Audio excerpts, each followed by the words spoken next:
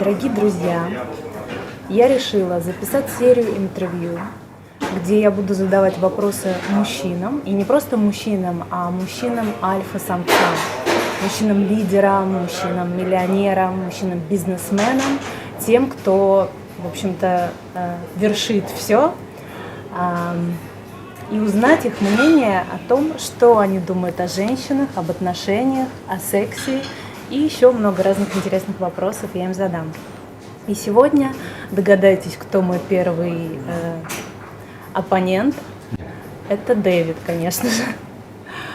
Дэвид, скажи, пожалуйста, что для тебя, назови 3 качества женщины, которые важны для тебя, как для мужчины. I often say beauty, sex and brain. But need to explain these 3 words. Давай. Beauty, because beauty is the quintessential characteristic of the feminine nature. Beauty is the result of harmony, is the result of an aesthetic based on harmony. And for me as a man, that's beauty, that is that sense of harmony that a woman has in the context of the totality of herself, that is of her body, of how she relates, the harmony that she has with herself, and the way that she perceives and she's in harmony with her surrounding. That for me is beauty. So it's not necessarily a stereotype kind of beauty that say, well, beauty is to have the nose in this way and the lips in this way. No. Again, beauty is the result of the harmony of the element of a person, both external and internal. So that's why beauty for me is the first. Sex. Sex because, again, sex for me is the feminine. Sex is the woman. We come to this world through sex. And for all our life, especially as men, we try to go back where we came from. So we one time came out of our mother, and for the rest of our life we want to go back in there, both mentally or psychologically or physically, right?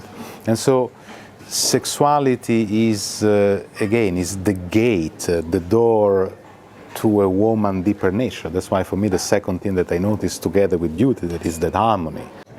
So in this sense, sex. And sex also represents, to me, the power of creation, of manifesting. So without that sex, without that desire, there is no creation, there is no inspiration, right? Creation, not just as material creation, but creation as artistic creation, or the idea of a muse, what inspires a man, what creates in a man desire, right? So for me, that is part of the sex. So not only the physical sex, but a wider perception and understanding of sex and sexuality. The third element is brain, because I always say that without the brain, the other 2 don't matter. And the brain, for me, is always connected with intelligence. And intelligence doesn't mean that you have a PhD or a baccalaureate or anything. Intelligence is that innate ability to adapt and change. Intelligence, from Latin interligo, is that ability to weave, to connect things together. When I see a woman that has that inside her, not only women actually, also men, to tell you the truth, for me that is really the key element. So that's what I mean with beauty, sex and brain. Скажи, это очень интересная комбинация. Как часто ты встречаешь таких женщин? Well, I mean, to a degree, every woman has all 3. It's, have they been polished? Have they been mastered? Have they been harmonized? Have they been brought to the higher possible level of her evolution, of her identity? Very often not. There is for sure space for improvement for many women. But the same thing I could say about men. So I now speak as a man toward women, but is also a reflection that I would say toward men in general as well. Я правильно понимаю, что у каждой женщины от природы есть потенциал быть красивой, быть сексуальной и быть умной. Но порой не каждая женщина может распознать в себе это и воспользоваться своими качествами. Очень часто женщины пытаются что-то изменить в своей внешности, увеличить грудь, скорректировать нос, нарастить волосы, сделать перманентный макияж и так далее. И, как правило, это следствие того, что женщина себя не уважает и не ценит. И она рассматривает свою красоту и успешность через призму отношений с мужчиной и его отношения к ней. А вот что для тебя женщина, кто для тебя женщина, которая ценит себя и уважает? И как ты видишь женщину, которая ценит себя, а которая не очень ценит? Как ты распознаешь их? Well, these kind of women, and there are many, for me they have failed to embody beauty, sex and brain, because it means that they fall into the American trap of plastic beauty, of a stereotype of beauty, and they think that that is beauty. It's a grave mistake. That is definitely not beauty, to me at least. Why? Because it violates the very sense of harmony of nature. So a woman's body is in proportion with all the rest of herself. Her face, her breast, her legs, her waist, her nose, her lips, her eyes, everything. Everything is in proportion with everything else. So in the moment that you start to change something, you already break a natural proportion. And I always personally see that the best thing the woman can do is instead learn to understand her beauty and how to maximize it by creating harmony with all the rest of herself, physically, emotionally.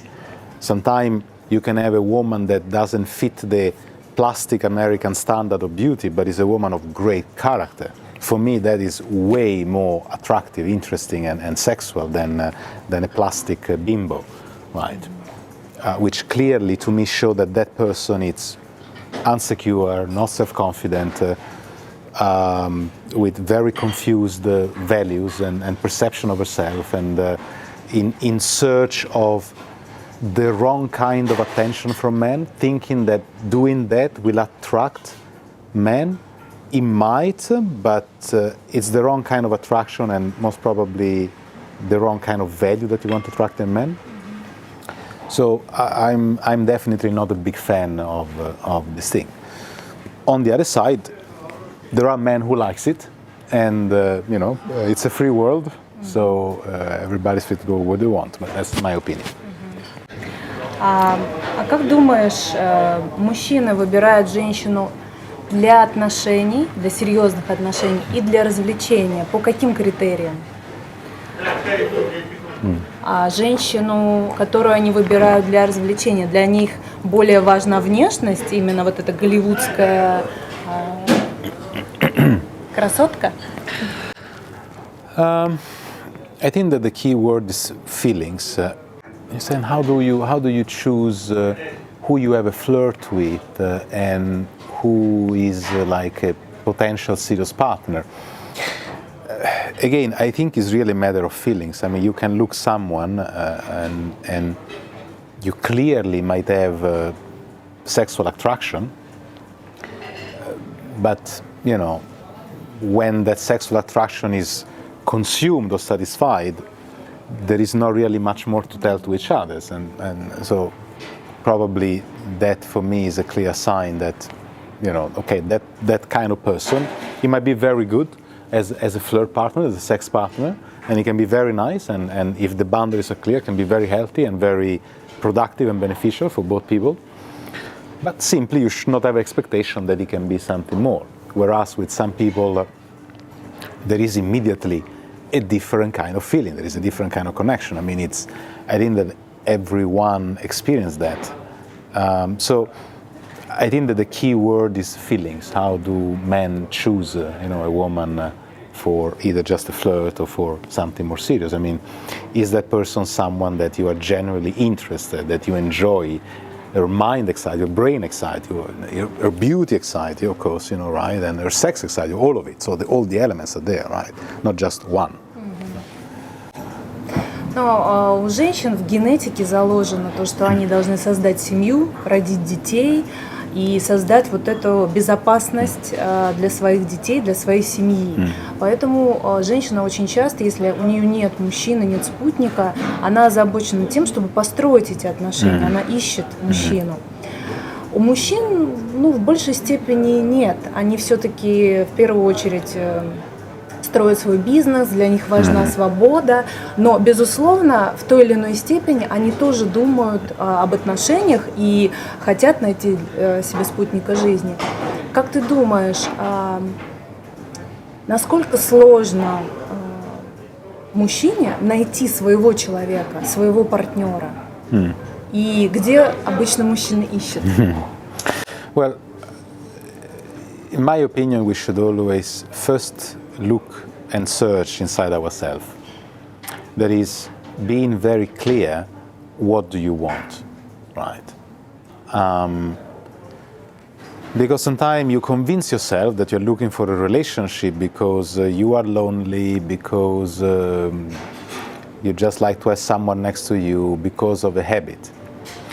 But in fact, you don't. So there is an unclarity there, right? Or vice versa, could be, right? That, you just enjoy sort of more, easygoing kind of relationships, and you think that you're good with it, but actually maybe deep inside you have a deep longing for, instead, love, a more committed kind of relationship or anything, right? So that's why I think that the first thing to search is inside yourself and really, really knowing clearly and say to yourself, very honestly, what is it that I actually really want? And then is it difficult to find? I think that if you are very clear with what you really want, no. Simply because, the offer on the market is so much that if you are clearing what you want, you will quickly know. No, no, no, potentially yes. All right, so you don't really waste time too much. So that's why I think that everything really comes to really clearly know what stage of your life you're in. And there is not one that is kind of ideal or better. You just honestly need to know where you are. Так какие же все-таки критерии, по которым мужчина выбирает женщину для серьезных отношений? Again, it very much depends how honest and clear you are with yourself inside. So, what is your definition of a serious relationship? What is your definition of a woman, of an ideal woman, sort of? And by matching these two with, is this what I really want? So, if all these elements are coming together, that probably could answer the question.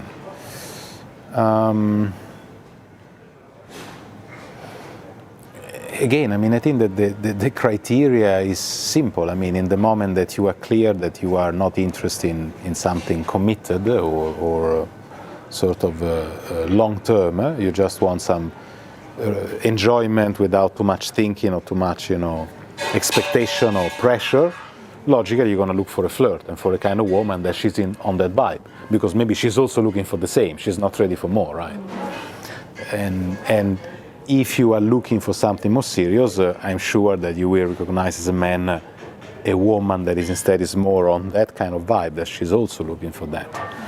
So I think that a lot of these things should really come quite naturally, but they can only be natural when we know ourselves, when we have a very good connection with our inner voice to a certain extent, right?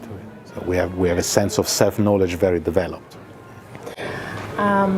Очень часто женщины, когда они начинают отношения, даже на первом свидании, они уже думают и представляют себе, как этот мужчина будет заводить ее в свой дом и нянчить ребенка. То есть она его уже представляет в роли своего мужа. Практически каждая женщина это делает с любым мужчиной. А что относительно мужчин? Каждую ли женщину они представляют в роли своей спутницы? No, definitely not.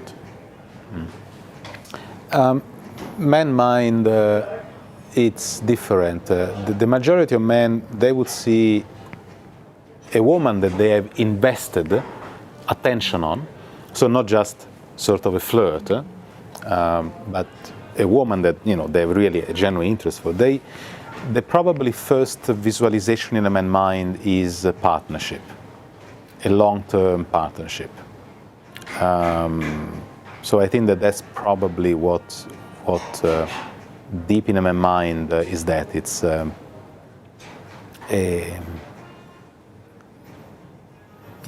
think partnership probably is a good word.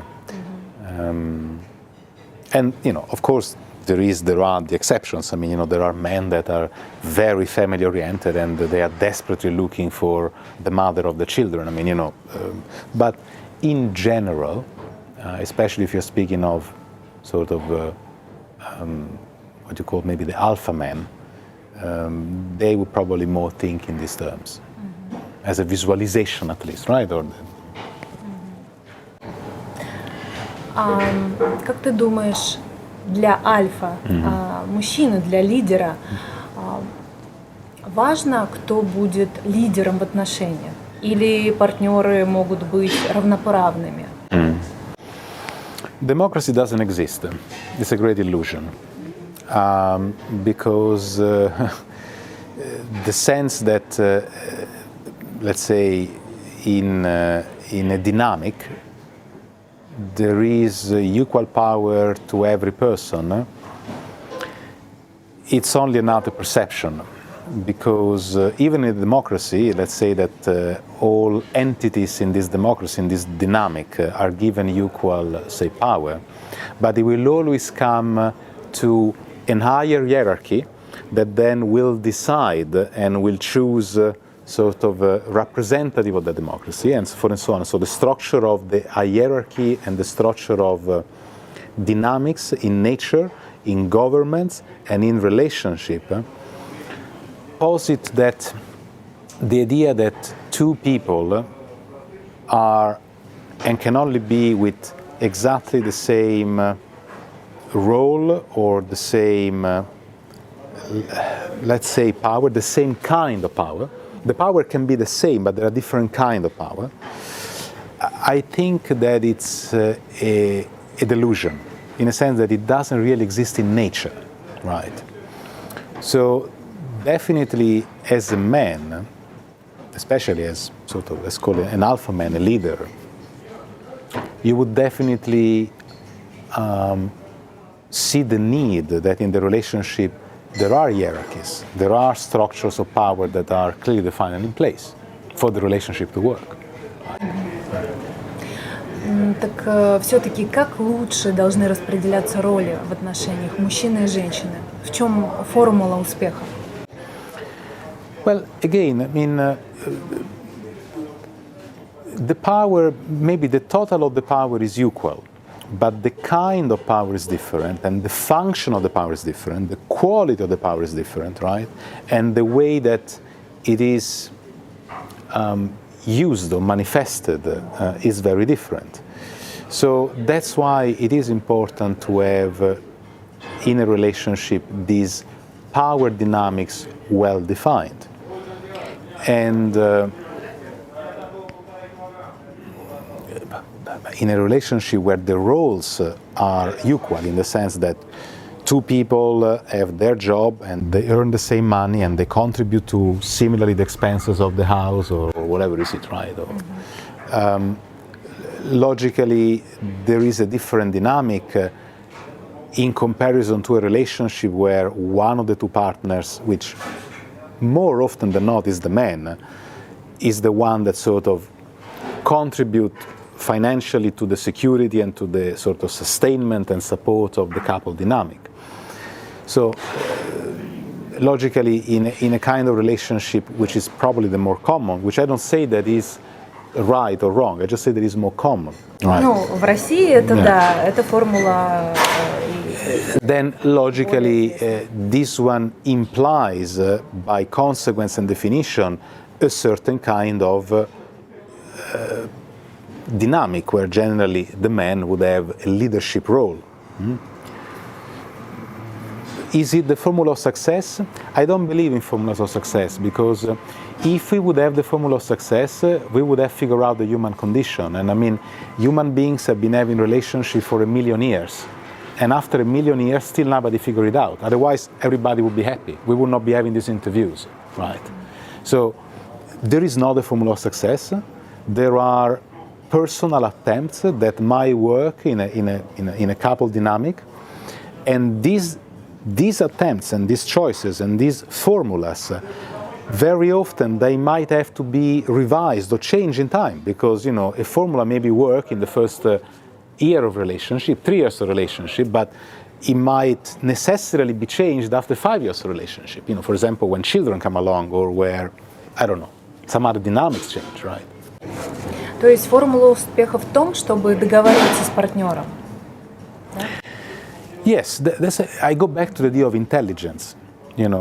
Intelligence, what I call brain, beauty, sex, and brain, is that ability to adapt and change, and that ability to create, to weave together apparently different perspective and point of view into a whole, interlego, to connect together. So in that sense, intelligence is the ability to connect together with a partner, to be able to see completely opposite and opposing views, not as conflictual, but as dialectic, but as sort of, part of a whole, right? And then the ability to adapt and change, because we are changing beings. Everything in ourselves, our identity, our minds, it's continuously change. In neuroscience, in psychology, we know that who you were 7 years ago or 15 years ago is completely different from who you are today and who you will be in 10 or 15 years. So that ability, that intelligence, that capability of adapt and change is and combined with the ability to see often opposing views as part of a total, so this is both equally valid and good, not one bad, one good. That probably is a very important element. I don't know if it's a formula of success, but it's a very important thing. Хорошо. Но прежде чем партнеры не нашли друг друга и семья еще не создана, у женщин всегда возникает вопрос, когда она встречает приятного мужчину и идет на первое свидание, очень часто девушка волнуется, она не знает, что ей одеть, как ей лучше выглядеть, чтобы произвести впечатление на мужчину. Вот скажи, как ты думаешь, для мужчин это важно, в чем женщина приходит на первое свидание? Well, I think that there are few elements into this. I mean, one for sure is cultural. It might be that in a certain culture is historically or culturally expected for the first date or for the first meeting to be overly prepared, whereas maybe in different cultures it would be seen as something, too much, like overdone. So this for sure could be there is one level that is cultural. There is another level that for me as a man it's deeply psychological, because it showed me a lot about a woman. And again, beauty, sex, and brain.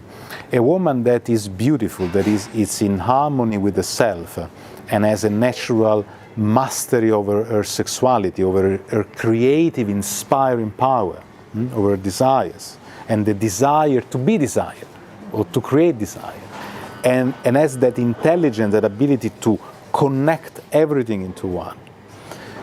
For me, that kind of woman will not think, how do I go to a first date? She will put the first thing that she has and she come, because it will be in harmony, it will be beautiful. If a woman needs to start to think and I look, already tells me, and when I will go to a date and I will see a woman that is, to me, overly done, or like done on purpose for, personally for me it doesn't excite me, because there is too much conceptual thinking, there is no confidence. No? There is still just how I should be and what he will like and la la la la la. There is not, this is me.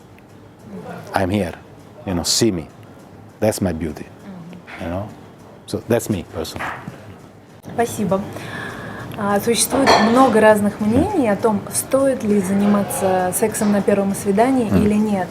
И если это, например, происходит, то что мужчина думает об этой женщине дальше? И вообще, на каком лучше свидании по счету перейти более к интимным отношениям? Есть какие-то правила мужчин? I can answer for myself, not for all men, to this. In Buddha, in the martial tradition, there is a saying that when you go to war, before going to the war, make your own funeral, and then go to the war like you are already dead. Like this, you will go without fear, without expectations. Everything can happen. Then it might happen or not. But you go like everything can happen. I think you understand. I don't need to make further comment. That's my view, in a sense that, again, for me, it's a matter of intelligence, that ability to adapt and change and see the totality of the dynamics. There is not a rule. It's an instinct, it's a feeling, it's a desire, it's an adaptation and change. So you go to war, you already made your funeral, everything can happen. And at the same time, there is no expectation. So I go for a first date and everything can happen. If I see that the dynamic is right, then sex is natural.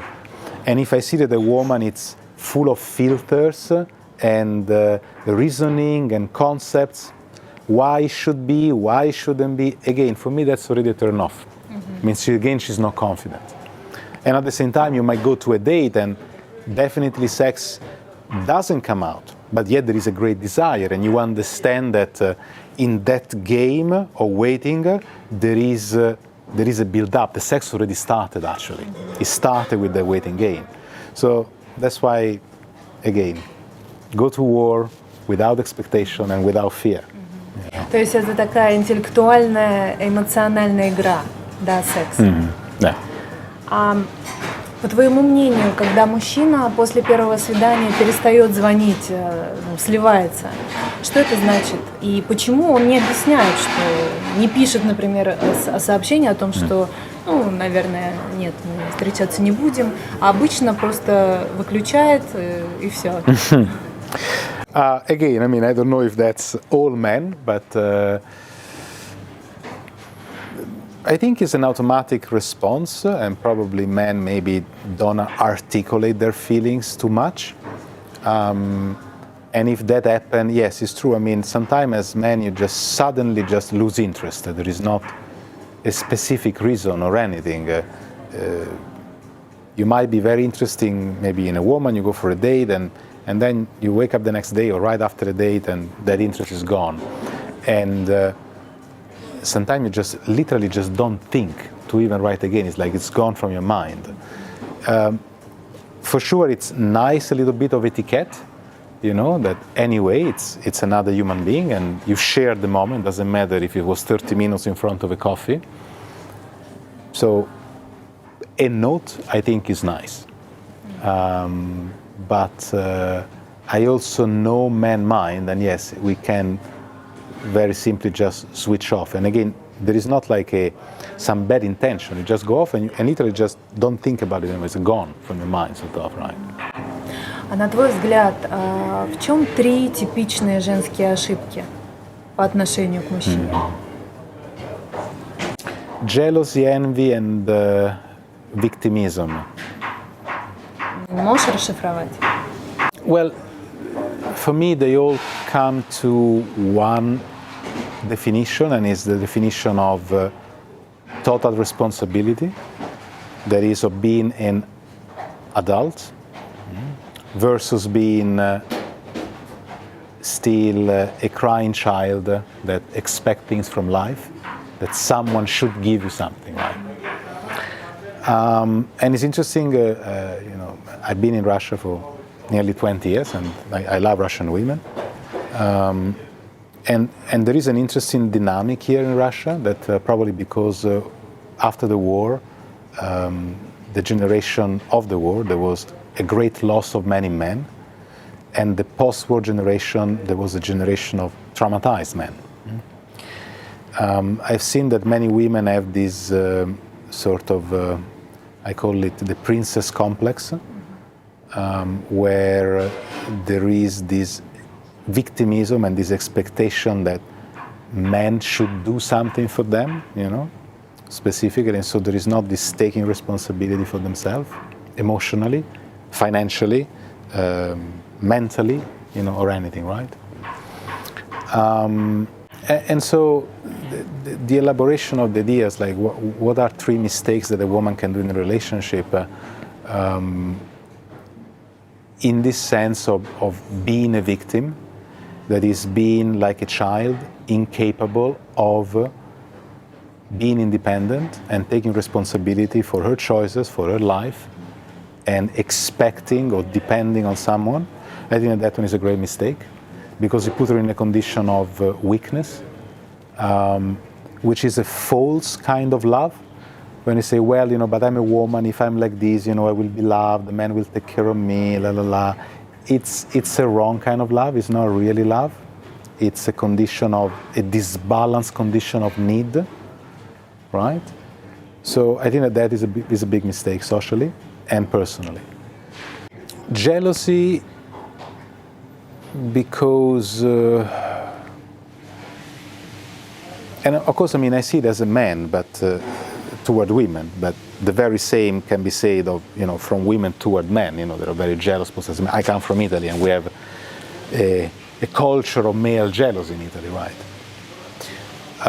And I think that that's another very big mistake, because jealousy, first of all, implies that there is no self-confidence, implies that there is no self-worth and self-respect. And there is the illusion that somehow the other person is not an independent entity that might have certain needs and certain desires that should be fulfilled, right? And for me, that's another large mistake, because again, it shows that the person is not taking responsibility, is not an adult, is still looking at this. Everything is mine, like small children. And this is mine and this is mine. No, it's mine, don't touch it, it's only mine. And if you try to take it, or if you want to go away, oh, you are bad, you are evil, and the world is bad. So this childish sense of possession or jealousy, again, it shows that the mind and the individual has not yet grown up, right? So that's the second big mistake, I think. And envy, which goes together with it. Envy is vanity and envy. This is what society turn around, is the Vanity Fair, where everything that you think you want is not worth having. And so envy is like seeing something and thinking that you don't have it and you should have it, and in order to have it you either need to change yourself, or you need to change the other person, right? Or you need to do something, right? So for example, every woman is getting married, I also should get married. That's a form of envy. It's interesting, right? And so what do I need to do to get what I want? So I'm gonna cut my lips and cut my breasts and do my hair, so I don't know, whatever, something like this, right? It's all a form of envy. So envying what others have, they have this car, so I also should have a car. But wait a second, I don't have the money to buy myself a car, so I'm gonna find a sponsor that buy myself a car or a purse or something like this, or that kind of shoes. This is also an envy game. So you are constantly measuring yourself, not with yourself, but with what people have or don't have, that you perceive that you don't have, sort of what people have that you perceive that you don't have, which again, it means that you live in a condition of scarcity. You are under the illusion that there is something that you don't have, right? So in those are very general reflections, not only for women, also for men, right? But in specific, in the dynamic of a man-woman relationship, if you ask me, I think that those are the three, not maybe the three big mistakes, but three big mistakes. Как, на твой взгляд, для мужчины альфа-самца, лидера, если взять идеальную женщину, какова она? Она может быть лидером тоже? Of course. Of course, I think that if a man it's an alpha man, that's what I told you before. An alpha man would visualize his woman as a partner. The alpha lion wants the lioness, that is the alpha female of the pride, of the group. The alpha wolf will want the alpha female, that is the leader of, of the family, right? Even in apes, like in monkeys, right? The alpha monkeys, generally chimpanzees or gorilla or anything, they always will choose the alpha females. So that are the females where all other females go to. Or even when the males are or old or broken, they all go to the alpha females, right? So for sure, as an alpha man, you see yourself with a partner at your level. There is no alpha man that would choose a lower level woman. Ну, а в отношениях, в быте, такие два лидера, как они могут уживаться друг с другом? Это рабочая Of схема? course, it's the only schema that can work. Because the dynamic of power is balance. There is an equal level of force that creates an equal level of another force. It's simply that these powers are different. So it's not that the mistake is thinking that, oh, you have more power and I should have less power. No, power should be the same, but the kind of power is different. So that is what has to be very, very well understood. Think of magnetic poles, right? In every magnet there are two poles, plus and minus. As the power of the magnet grow, the positive side grow, the power grow of the positive, but also the power of the negative grows. So the two powers should be balanced, so at the same level. But it's important that they are just polarized. So they create, when you put them together, they create a field of resonance. And that field of resonance, the stronger two people are, the bigger the field of resonance is. Right? So definitely. Ну, это как мужская и женская энергетика, да, сильная мужская энергия и сильная женская энергия. А на твой взгляд, какие качества женщины, которые манифестируют эту сильную энергию, эту альфа-энергетику? I mean, again, there are many ways that this power can manifest. Like, sometimes people, when they say alpha man, they think of like this brutal man or like a gorilla or aggressive. And for me, that's not the definition of alpha man at all. Mm-hmm.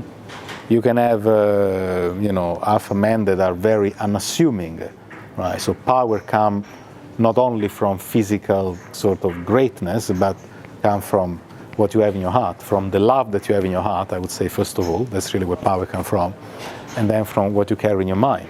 That is the goodness that you carry in your mind, for me. The greatness of your mind. So the same for a woman. I think that people nowadays make a mistake of identifying an alpha male, or specifically an alpha woman, with a feminist or a post-feminist. Sort of, women with trousers or women, with dicks, as they say. And I think that that's a very false impression of an alpha woman. I think that an alpha woman can be a mother, that doesn't need necessarily, to go to work and work 15 hours a day as a man. It can be, but not only. Her power can manifest by being a mother. At home, and she can definitely be an alpha woman in that sense, right? So I don't think that there is like a specific way that this power manifests, because we are all very different, and the context where we live in create us as much as we create our context. So this power can really take many forms. А с такой энергетикой, силой альфа женщины рождаются, или они могут развить это в себе? I think we all can grow it. For sure, the way that we grow up, our upbringing, education, family, give a strong imprint, definitely. There are also sort of characters that we inherit. Some people are more extrovert or more introvert, more dominant, less dominant, just like is in nature. But I think that everyone can for sure develop some traits of alpha nature, of alpha character, that can be beneficial. It's also important to remember that nature is intelligent. And so, just like in an animal group, there is only a certain number of alpha elements, and so is in society. Not everybody should be alpha. Not every woman or every man should be alpha, because it would disbalance the role and sort of the hierarchy of nature. So the best thing is like, don't try to be who you are not, because you fall into the envy game. I am not alpha, I should be alpha. Maybe no, you are perfect. You know, your kind of woman, it's different, and it's perfectly fine, right? So I think that's important to keep in consideration, because there is this chasing after, you know, an ideal. An ideal are never real, they are ideals. And again, it's part of this envy game, of this vanity game. I want to be what I am not, instead of finding who you are. As a woman specifically, because that is really what makes it, to me as a man, more interesting. If I see a woman that tries to be an alpha woman, but she's not, it's a big no-no.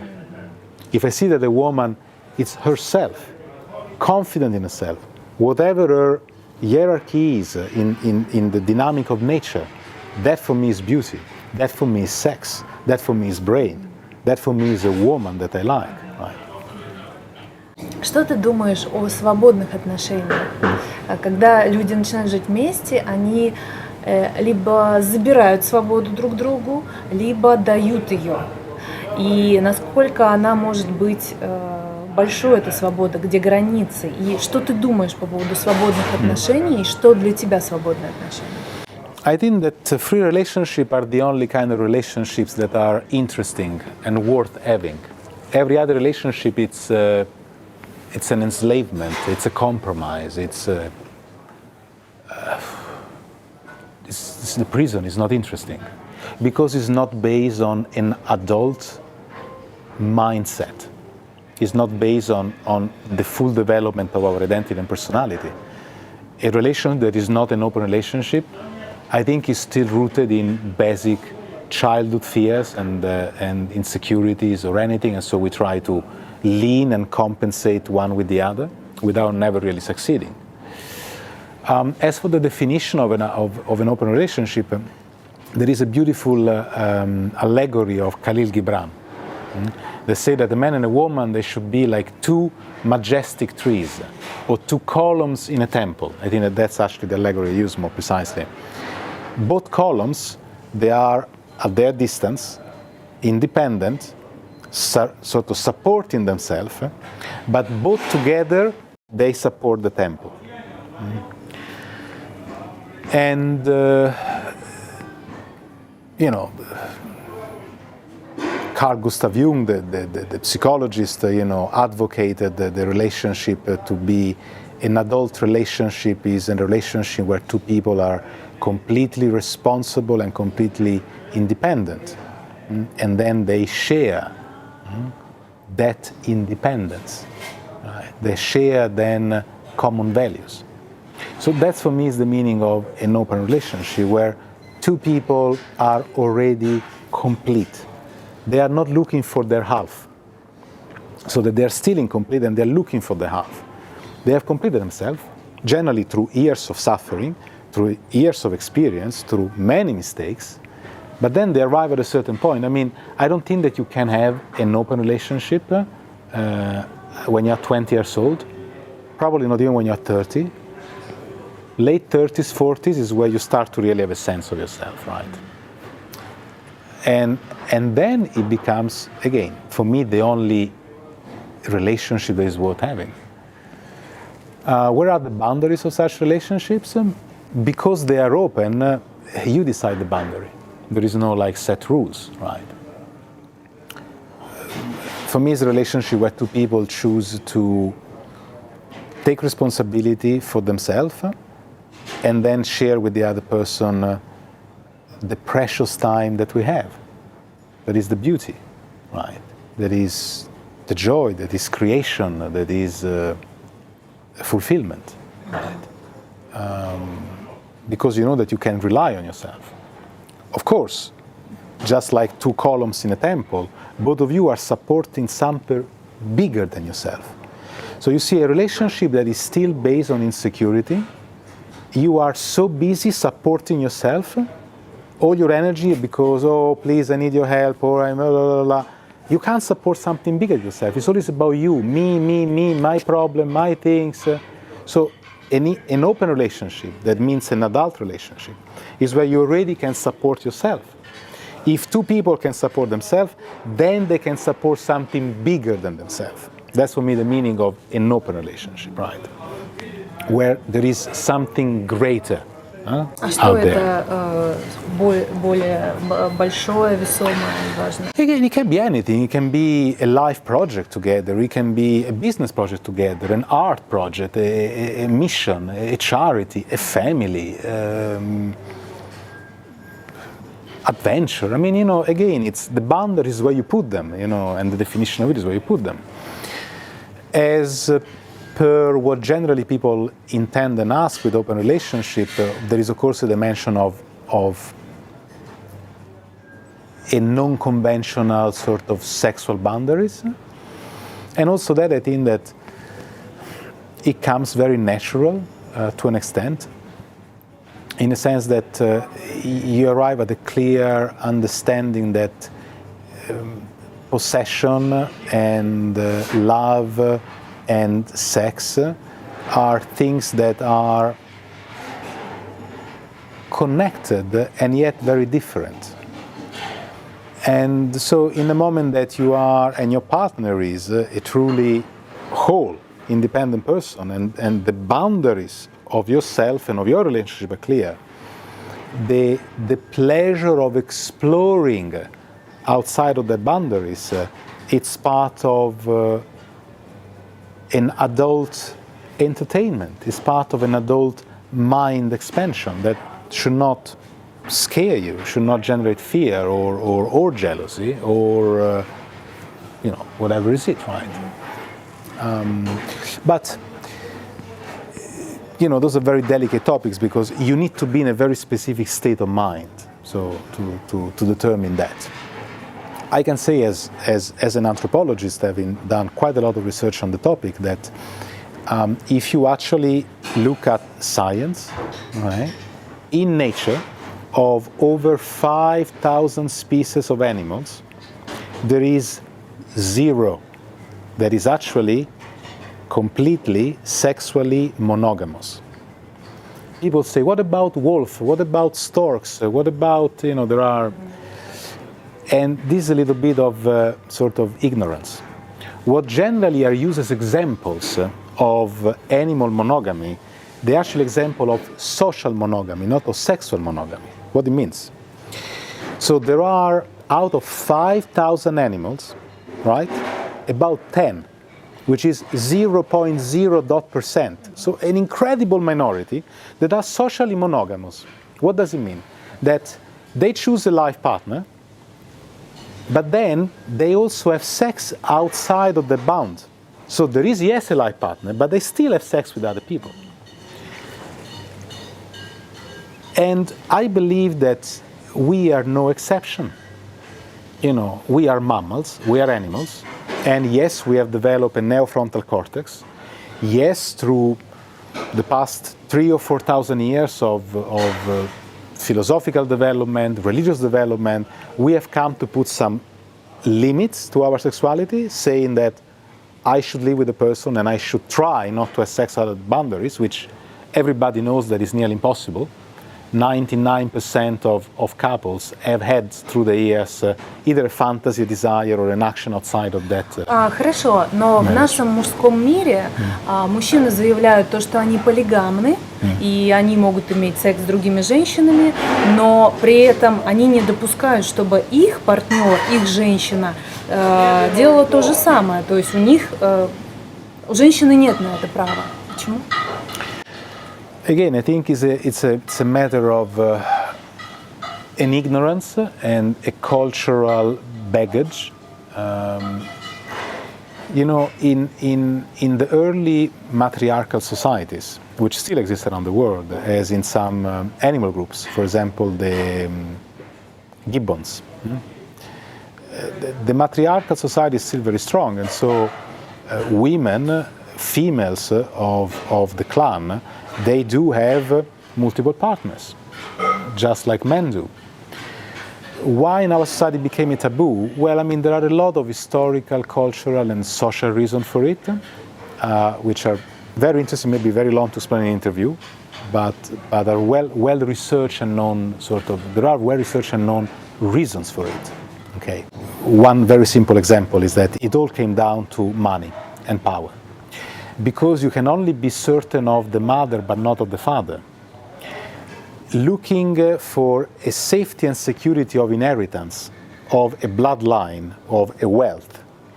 The fact that a woman could have only son and children with one man became very important.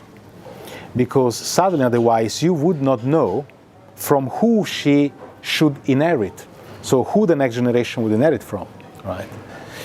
So this is just a very simple, stupid example, okay? But my answer is that there is no such a thing.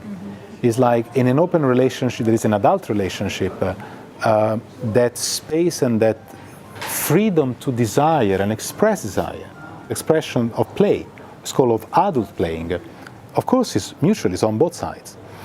Then the question is, does it mean that you have sex with everyone every day? No.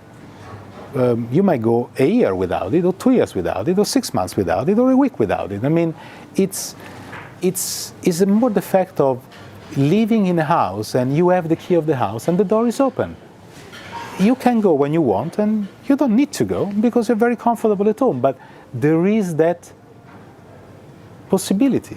And you know that your partner, be it a woman or a man, when you have the desire to go out because you just want to go for a walk, you just want to go breathe some air, you just want to have some new experience, can only be happy for you, can be excited, and you share that excitement, right? So that, of course, it's my view, not necessarily true, or no, sorry, true. It's true. Ну, это твоя правда, but it's my truth in this. Does anybody have to do this? No, absolutely. But it is definitely a very interesting social experiment, an experiment that you can make with yourself and in your relationship, because it can give to the relationship a very interesting new dimension that is so rich, so beautiful, so exciting, so empowering, so connecting, right? And many people just don't take the chance. They prefer to live in lie, in fear, in cover, still with that desire, without fulfilling it, just because of a cultural baggage, just because of fear, right? Это очень интересная тема, я думаю, что мы к ней еще вернемся. И скажи, пожалуйста, как, на твой взгляд, какие тайные фантазии есть у мужчин, о которых они, как правило, не говорят женщинам? Well, again, depends what kind of man. I mean, I personally tell all my fantasies, and fantasy, it's, of course, generally when we say fantasy, we think of a sexual fantasy, but again, sexuality is something very large, because sexuality is creation, sexuality is inspiration, sexuality is art, sexuality is desire, sexuality is color, it's warmth, right? So when we speak of the fantasy that the men have, it's to have a woman that embodies certain virtues, certain values, but also certain characteristics that are part of the deep unconscious, that are part of the shadow, that are part of that animal nature that we have, right? So, of course, on one side, as a man, you want a woman to be virtuous, so to be loving, to be pure, to be honest. But at the same time, you want the woman to be a wild animal, a pantera, right? And the fantasy of most men is that a woman embodies these qualities together, right? Whereas many women are very often afraid. So they are either this or that. They can't find how these two elements of themselves can be together, mixed with also the other elements, right? But so these two, to make it simple at least. So probably this is one of the common fantasies that men have. Again, a partner a partner of adventure, just like him. So male, to a certain extent, free and adventurous and fearless and sexual and at the same time woman, right? So loving and soft and and devoted and anything. Probably I would say that this is one of the great sort of male fantasies. Спасибо. Ответь мне еще на один вопрос. Как на твой взгляд, какой, на твой взгляд, секрет или ключ к счастливым и долгим отношениям? I think, again, there is no formula. After 1 million years, we would have found it. There is no perfect formula. It really comes down to the individual. Know yourself very well. Know very well what you want.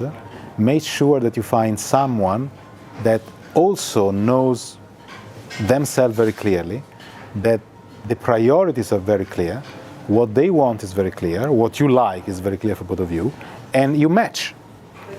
And then be intelligent, that is, adapt, change, give love, that is, love in a way that the other person doesn't feel closed, controlled, or blocked, or limited. Limited is a good word, right? And I would say love fearlessly, that is, without fear, and love people how they are, not for what you want them to be, but how they are. And don't try to change them, and don't try to change yourself in it. And vice versa for men, the same. If you are a certain kind of woman, either a man loves you and wants you because of who you are, or it doesn't work. Right? So, few things to reflect. Какой бы совет ты дала нашим слушательницам, зрительницам один? I would say be yourself, but then you would ask me, how do I find myself? And I would tell you that there is no self to be found. You have to create yourself. And so be yourself, it's create yourself. Become who you can be, who you ought to be, who you want to be. And find someone who has done or is doing the same. Then it will be an exciting adventure. Doesn't matter how long it lasts, but it will be good. Спасибо, Дэвид, за интервью. Это наш пилотный выпуск, наше первое интервью. И я буду очень рада, если вы напишите свои отзывы и свои вопросы для мужчин альфа-самцов.